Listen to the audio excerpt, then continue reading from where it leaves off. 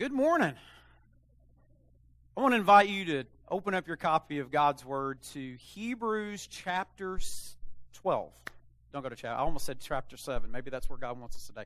Hebrews chapter 12. There it is on the screen. But open up your copy of God's Word. Turn on your app, whatever you need to do.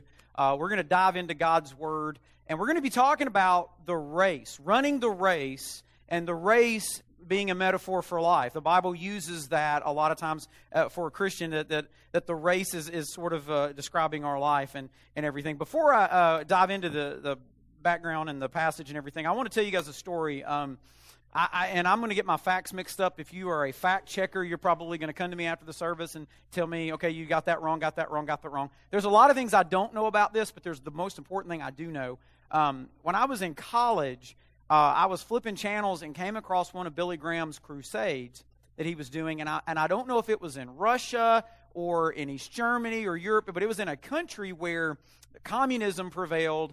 The gospel wasn't allowed to be preached fully and clearly and regularly, and the communism had fallen in this country, and he was able to go in and talk to a packed stadium and share the good news of Jesus Christ. And so he did. He shared the gospel, and something happened at the end of that at the crusade that I'd never seen before. Maybe maybe it happened all the time, but people come forward left and right at a Billy Graham crusade. I mean, there's thousands of people that come forward and accept Christ. Well, this was something a little different. When he gave the invitation, there was no hesitation.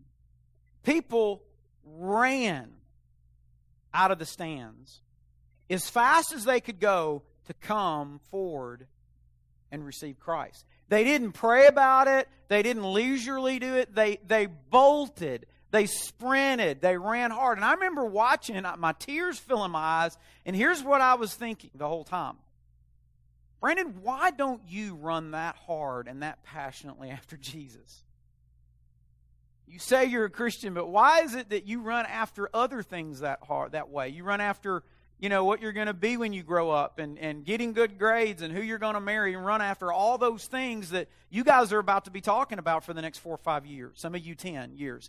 And all that. But you're in that little window we talk about every time at graduation where big decisions are made in the 4 and 5 year window that affect the rest of your life, and no pressure. All right. But it is. It's just the way it seems to work. And here's the temptation. When things get tough and things don't go well, or we get scared, or we get fearful, or we don't know this, or we don't know that, the temptation is stop running or to run after something else. The temptation is to slink away and hide in a corner. And that's the same temptation that is being, basically the writer of Hebrews is talking to a group of Christians, first century Christians, that was their temptation. They were Jews who came out of Judaism. They heard about Jesus. They accepted Him. They received Him. God changed their life. And they began to run a race. They began to live for Christ. But then bad things started happening. They started enduring persecution that most of us in here have no idea what that feels like and what that's like. And their temptation was to quit, to throw in the towel, to run a different race, or to take a time out, or to do their own thing, or whatever. And let me just tell you, over the next 4 to 5 years, and even beyond that, the temptation is going to be for you to not run the race. And I want to challenge you to not listen to your circumstances and not listen to what everybody else tells you, but remember who you're running for. Remember who you're running like, and remember who you're running to. There's 3 things to remember, seniors, as you begin this new chapter in your lives. And let me just say, adults, this applies to us too. Because all of us are at different places. You're either about to start a new chapter, or you're in the middle of a chapter. Things are going to change one way or the other. So let's take a look. All right. I hope you got your notes out and you write these down. Here's the first thing to remember. We need to remember to run for Jesus. Write it down. Number 1, remember to run for Jesus. I want you to look at Hebrews 12, verse 1. It says, therefore, since we're surrounded by such a huge crowd of witnesses to the life of faith. I'm going to stop right there. And chapter 11, the writer of Hebrews talks about the hall of faith and he starts describing all the people like Abraham and Isaac and Jacob and all these people that Noah, that lived for God, and God promised them something, and sometimes they saw it fulfilled, and sometimes they didn't. But they ran the race, and they finished, and now they're at the finish line, and they're actually in the stands cheering us on. Their race is over. They can't go back and do it again. That our race is just begun, or we're in the middle of it, and we're still running, and we're still trying to get to the finish line. And the writer here says, hey, since we're surrounded by such a great crowd of witnesses, you guys have got people that are heroes of faith probably in your life. A grandparent, an uncle, a dad, a mom, a friend, a pastor, somebody that their race is over. For me, it's somebody like John Wesson. You don't even know who he is, but he's somebody that I remember my first church, that he would always put his arm around me and tell me, man, keep running the race. His race is over. He's up there cheering for you and for me. And he says, since we're surrounded by familiar faces and faces that we've read about in the Bible and God's Word, let's strip off every weight that slows us down, especially the sin that so easily trips us up. Now, I want you to notice here, right here on the screen, it says this: we're not only to get rid of the sin that trips us up. That ought to be a no-brainer. We all have sins that we struggle with. Yours are probably different than mine, but the common denominator is it slows us down. It keeps us feeling unworthy to run the race. We want to give up. When we mess up, we want to give up, and the devil knows that, and so he pushes those buttons. But we decide to say yes to sin. So there's sin that slows us down, but check it out. There's also the other weight that slows us down, the other encumbrances in our lives. Those are not necessarily sin. They're just things that don't help us run. They're good things. Things that might be parked in your driveway. Maybe your job. Maybe an attitude. I don't know. But there's something in all of our lives that slow us down. We should ask the question, how does it help us to run? When we're to run for Jesus. There's two things here about running for Jesus, seniors, I want to point out to you. We need to determine what race we're running. Are we running God's race or our race? Are we doing what He has planned for our life or what we think we ought to do and asking Him to come and bless it? Because we need to remember it's God's plan for our life, not our plan for God. And the other thing is, what are we willing to let go in order to run? What's slowing us down? And it says here at the end of verse 1, it says, let's run with endurance the race that God has set before us. I think that's key. It's the race God has set before us. When I was growing up, we grew up in a cotton field in a mobile home. All right? And in the middle of nowhere, and 3 channels. That's for the TV, in case you didn't know. Anyway, they don't know what a TV is anymore. But anyway, 3 channels. Some of you had it way worse than me. I totally know that, and I wasn't bad. But we were in the middle of nowhere. I did not know what concrete was for a long time. I didn't know that existed. I just knew that dirt existed.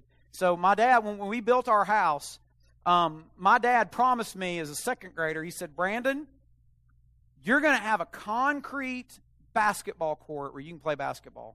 And I was excited because, I could kind of ride my bike and, not get bogged down in the mud or whatever. And I could actually play basketball. I didn't have a basketball goal. I wanted one so bad. And this was in the age before portable basketball goals, okay? And so my dad says, I'm going to build you an awesome basketball goal. And so I was like, great. So we moved in the house. Winter passed. Spring's coming around. Basketball. People playing basketball. The concrete's there. And I go to my dad and I said, Dad, how about that basketball goal? And Dad says, I know about it. I'll get to it when I can get to it. And I said, well, why don't you get to it now? And he said, well, let me talk to you about how you disrespect me as your dad, And so here's what I did. I didn't leave it alone. My dad had his plans for that basketball goal, and I didn't completely understand it in my second grade little brain back then. And I remember going to my dad and bugging him and bugging him and bugging him and bugging him. When are you going to build it? When are you going to build it? And finally, I gave up on my dad's plan. I decided that I could probably come up with a plan as a second grader way better than my old dad, all right? So I began to scheme and plot and plan. And I went in the backyard and I realized we had a light pole, one of those electrical light poles, by a butane tank, by the way. And it was in a low place in the yard where water would stand, but I could visualize a basketball goal there. I could see it. And it had a light. Look, it had a light above it. I mean, you could play all night, right? If the mosquitoes didn't eat you up, you could play all night, right? So I'm excited. So I go to Dad with my plans, and I'm like, Dad, I got it. It's going to be so much easier for you.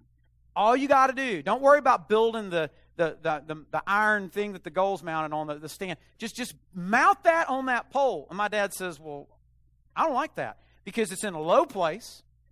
Because, what else he say? Oh, yeah, you'll run into the pole. It's not hanging out away from the pole. When you go to make a layup, you'll smack in the pole. And, oh, by the way, there's a butane tank, and you'll blow up something, if you miss a shot. So, but I got mad at Dad, and we argued about it, and argued about it, and argued about it, and argued about it, and argued about it, and I finally gave up. And probably about a year later, I woke up one morning, and there's this iron, he had it custom-made, iron heavy-duty post that came up, bent over, and the goal mounted to it. And here's the thing that happened. Because his plan was the plan that happened and not mine, I was able to enjoy, some of my best memories growing up were playing basketball against Michael Jordan in that driveway. Okay. Yeah, I can be delirious. It's okay. But I'm telling you, and I got to thinking, how much would I have missed out on if I had done things my way? Because I couldn't understand what Dad wanted. And we're like that when it comes to God. We are real good about saying, hey, God, here's what I want. It's got to be, because it's good. It's not an evil thing. It's a good thing. Hey, come bless it. Or things aren't quite going the way you want them to go as quickly as you want them to go, and you want to tell God, hey, God, I tell you what, let me help you a little bit. Let me speed things up a little bit. We need to remember that the race is His race for us, not our race for Him. He's the Alpha and Omega. He's the beginning and the end. He sees the whole picture. We don't. I don't know what's going to happen in 10 minutes. Well, hopefully point number 3 and we'll be done. But you know what I'm saying? But I really don't know. I mean, we don't know. God knows. We sometimes think this is the way, and God's like, no, it's not. Guys, we need to determine what race we're running. And we need to try not to stray off of it. Who are you running for? Guys, Jeremiah 29:11 says this, I know the plans I have for you, declares the Lord. Underline that. I have plans for you. They're plans to prosper you, not to harm you, to give you a future and a hope.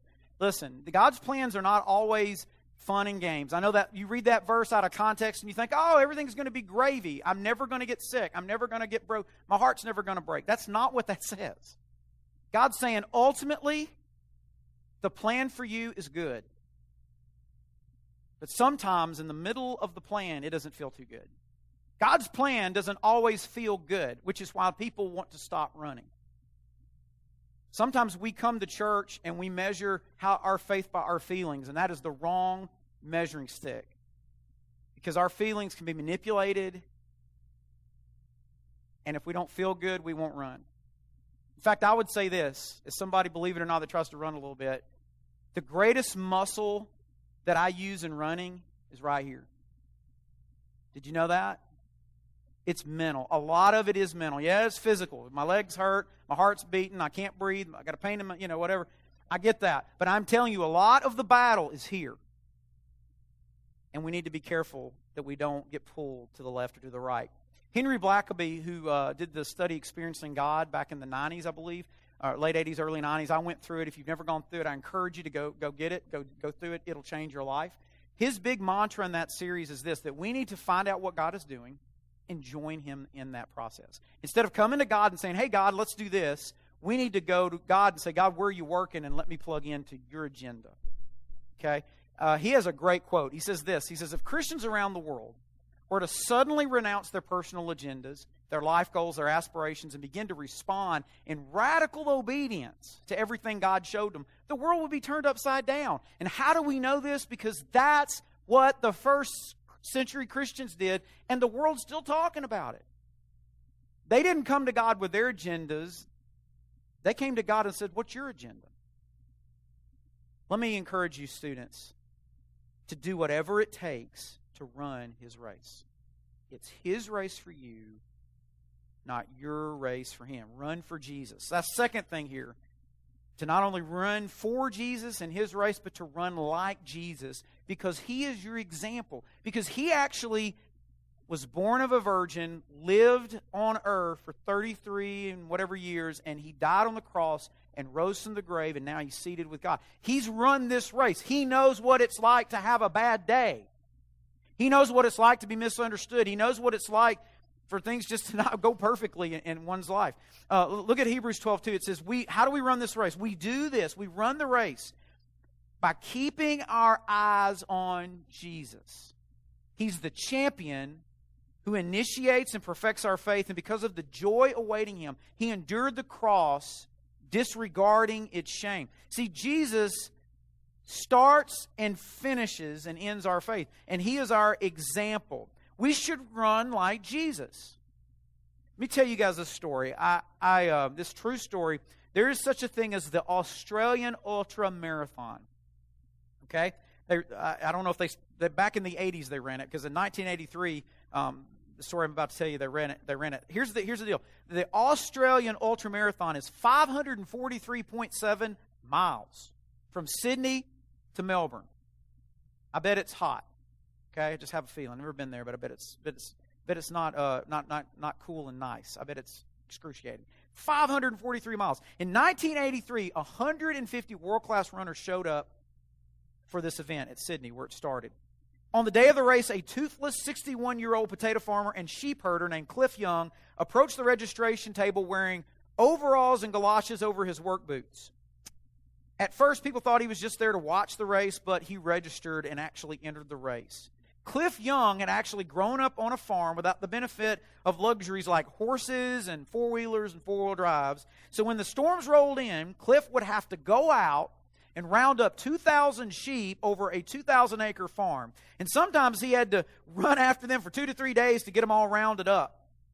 So the staff gave Cliff number 64, gave him the number. He mingled with the other runners at the starting line. Spectators couldn't believe their eyes that this guy's going to show up and run this race wearing that, looking like that. They shot the gun, and the race started, and all those runners with those sculpted bodies took off all the running gear they had. They took off running, and Cliff just stood there in the dust. And then he began to run with a weird shuffle. I'm not going to do any more than that. But, you get the picture. He ran with a shuffle, right? It wasn't a normal run. And everybody laughed at him. But people began to watch TV in Australia to find out, okay, is the guy really going to make it? Because I bet he don't make it 10 miles, okay? So here's what happened. 5 days, 15 hours, 4 minutes later, Cliff Young came shuffling across the finish line in Melbourne, and he won the Ultra Marathon. And he didn't just win it by a few seconds or even a few minutes. The nearest runner in second place was 9 hours and 56 minutes behind him. Now, everybody was stunned. How in the world did he do such a feat? Because everybody knows that in order to run an ultramarathon, you've got to run for 18 straight hours and then sleep for 6 hours and then repeat that routine for up to 5 excruciating days. But nobody told Cliff Young that's how you run an ultramarathon. He just shuffled along day and night and day, without stopping to sleep, and he broke the previous record by 9 hours, and he became a national hero. And here's the funny part of the story, which has to do with running like Jesus. People started trying to run like Cliff.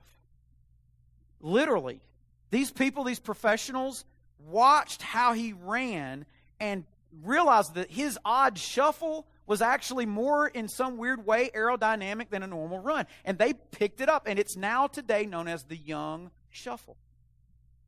Who would have thought it? 61-year-old toothless farmer wearing overalls, running like that. And he won. People wanted to be like the winner. I want to encourage you to be like the winner, the champion, Jesus. The one that started, and the one that's perfecting your faith, and the one that's going to be there in the end. Be like Jesus. Run like him. And by the way, you don't run marathons by accident unless you're Forrest Gump. You don't. You don't get up one day and start running. You don't. If you want to do that, let me video it so I can make some money on America's Funniest Videos. But you have to train. It has to be intentional. You have to try. You have to think, okay, am I going to run with purpose, or am I just going to meander through life? How are you running today? Or is it your way? Is it God's way? Are you running to get by, or are you running to win? Jesus ran to win. He ran with endurance and purpose. The Apostle Paul ran like Jesus. Jesus was his example, just like he is ours. And in 1 Corinthians chapter 9, Paul talks about how he personally runs the race of his Christian faith. And he's trying to encourage us to do the same. He says, don't you realize that in a race, everybody runs, but only one person gets the prize? So run to win. Don't just run for nothing. Don't just meander along. Run it to win. Are you in it to win it, right? Run it to win. And he goes on, he says, all athletes are disciplined in their training. They do it to win a prize that's going to fade away. But we as Christians do it for something eternal that won't fade away. It's an eternal prize. So Paul says, I run with purpose in every step. I'm not just shadow boxing. I discipline my body like an athlete. I train it to do what it should do. Otherwise, I fear that after preaching to other people, I might be disqualified myself. Paul says, listen, I run on purpose. I run to win. I want to challenge you, run to win. Don't just be in it to have a comfortable life. Live a life that will change something. Your neighborhood. We want to change the world. Change what happens under your roof one day. Raise your kids where they see what it's like to pray because they see you praying. They see what it's like to read the Bible because they see you reading it. They see what it's like to worship. They get it because they see you doing it. They understand what it's like to give generously because they watch you do it. Run to win. Run like Jesus. Don't just run to win. Remember, you need to run for Jesus. You need to run like Jesus because he's your example. And finally, this is my favorite part. Run to him. Run to Jesus because he is the finish line. Now, here's what we like to do. We like to create finish lines in our life. Like, when I graduate, woo! I mean, I'm checking out social media. People that were here 4 or 5 years ago are now at the finish line, and they're getting their diplomas, and they're excited, and they're starting that career. And in their mind, that's a finish line. Well, that's great. It is a good thing. It's a wonderful accomplishment, but that's not your finish line. You know what another finish line is going to come up? Who am I going to marry? Some of y'all already think you found that person. Good luck. But yeah, who am I going to marry? How many kids am I going to have? And then it goes on. How about that perfect job? How about that perfect salary? How about the perfect house? How about we get to pay off that house? I can't wait till I retire. That's a finish line. When I retire, man, it's going to be great.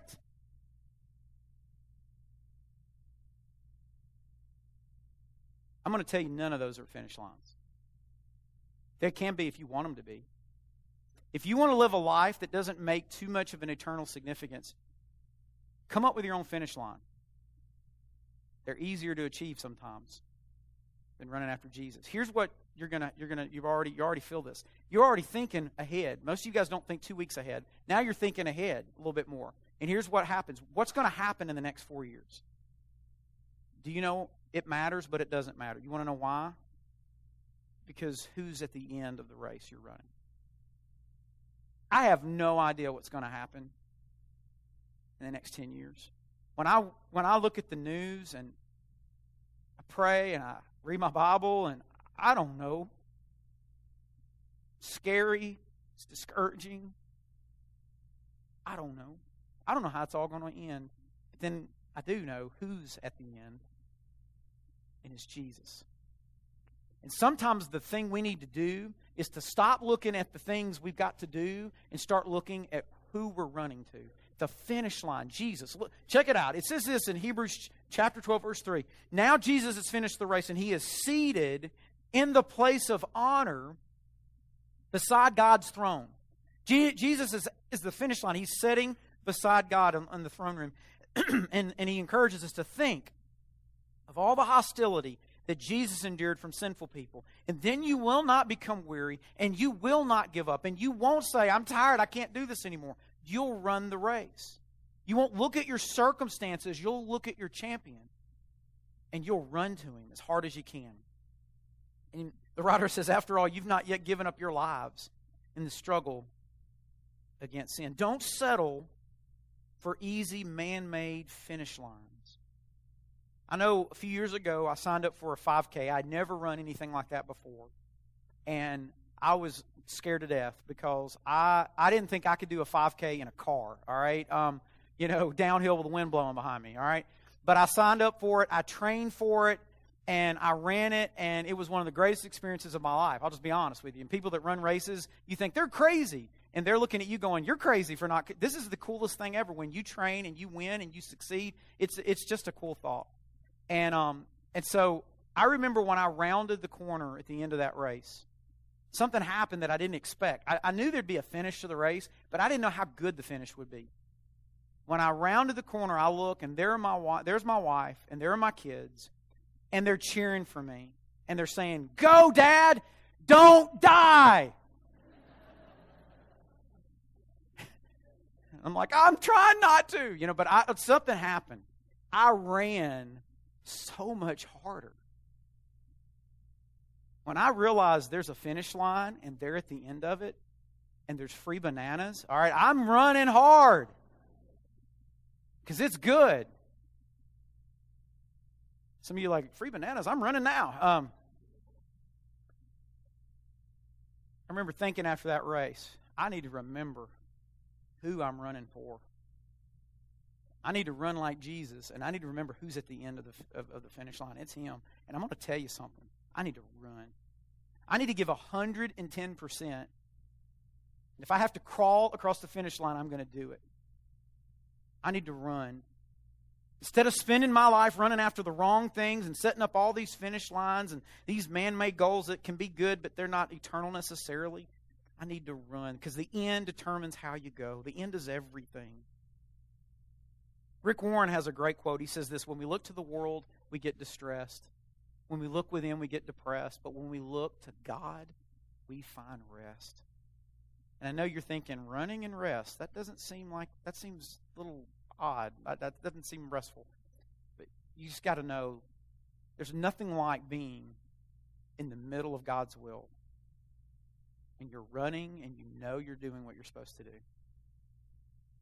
And you know what you do counts. And it's way bigger than you because it's God-sized. And it scares you to death, but it's thrilling at the same time. It's awesome. Don't settle for an ordinary life.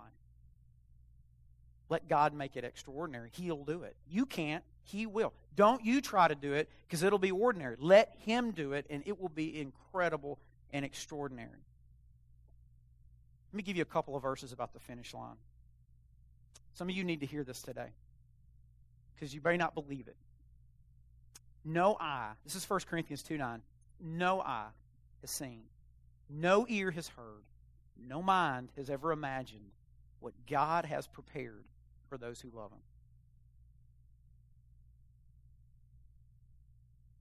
Our eyes see a lot of bad things, and our ears hear a lot of bad things, and our minds think of a lot of terrible things that may or may not happen.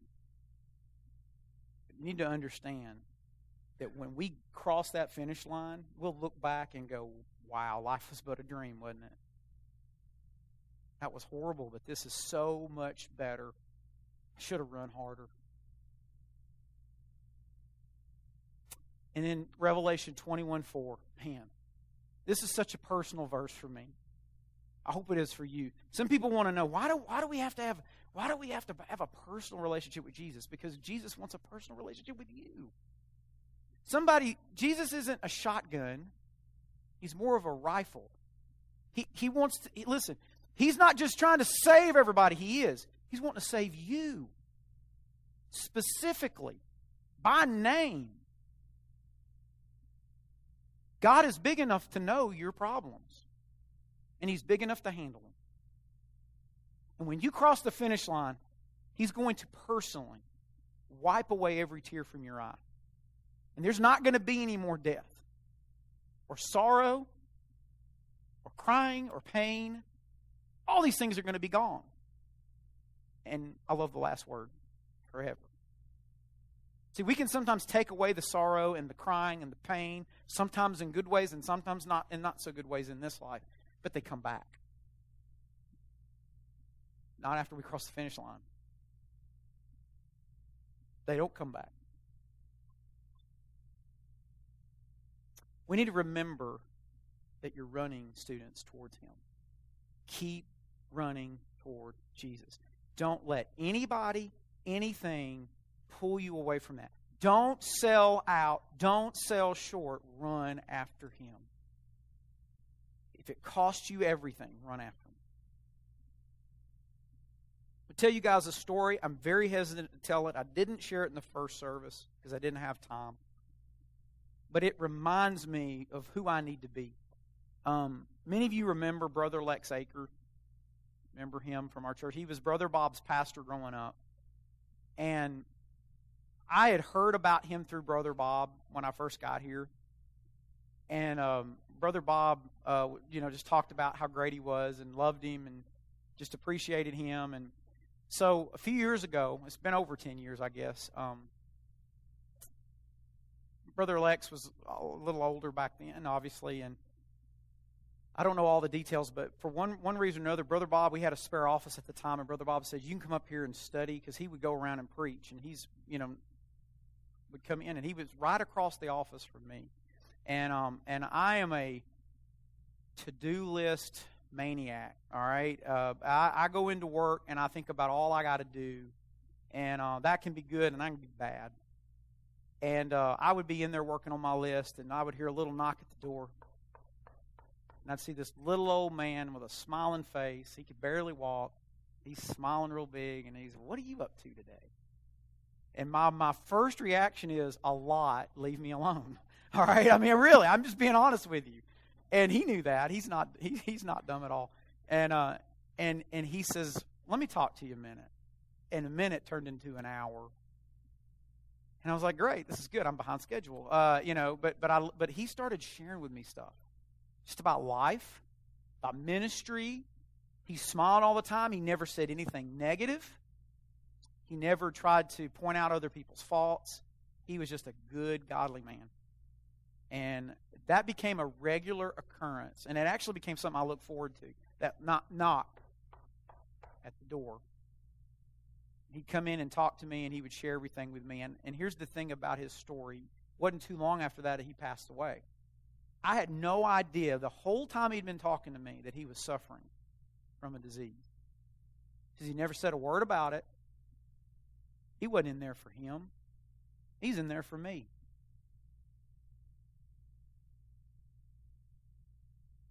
He ran the race. And he ran it hard. And he did it well. And there are days that I'll think about him. I only knew him about a year.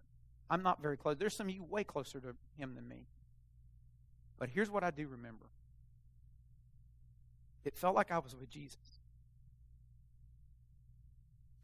And that's the way I want to run my race.